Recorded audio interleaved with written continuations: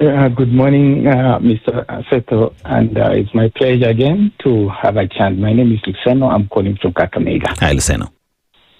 I'm fine, thanks. Now, I think the situation we're having in the country is truly very, very absurd and very disheartening.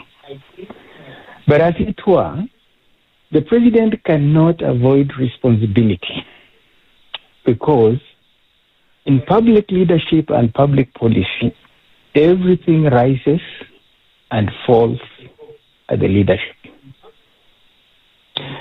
Kenya has gotten to a place where the president is a desperate person who has forgotten that he's a public officer who has been employed by Kenyans, and he has to do the work that he was supposed to do. Now he thinks holding office is the whole reason he was elected. Because if Kenyans can feel they are getting value from his leadership, he does not have to keep pulling people to State House every day using their tax money to keep bribing them. He should only do what Kenyans employed him to do. And then he leaves the verdict with Kenyans.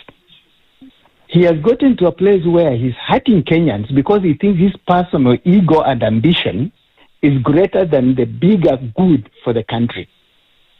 I think it's so unfortunate that we have a constitution that does not give Kenyans the chance to actually pull this person out of office.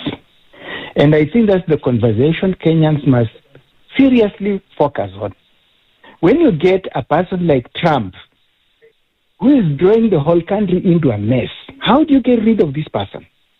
Because why should a president day in, day out, 24/7, be engaged in how he can remain in power? And then he does not even use civil ways.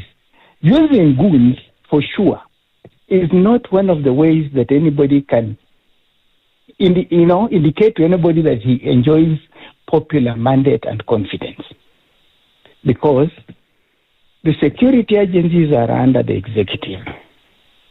And if they are failing, the president should be courageous to remove all of them and hire people who are ready to serve the country and not use the goons to weaponize them against fellow Kenyans using money that Kenyans were supposed to be that should be used to build Kenya, to develop Kenya into a competitive economy, but instead he's using that money to suppress any opposition and kill the most enterprising people who try to rise up and stand against his failed political leadership. I am very disappointed as a Kenyan. I voted for this president. I campaigned for this president. And I thought he was a person who could give Kenya a real face, a real lift-off. But he has failed us terribly. I'm sorry.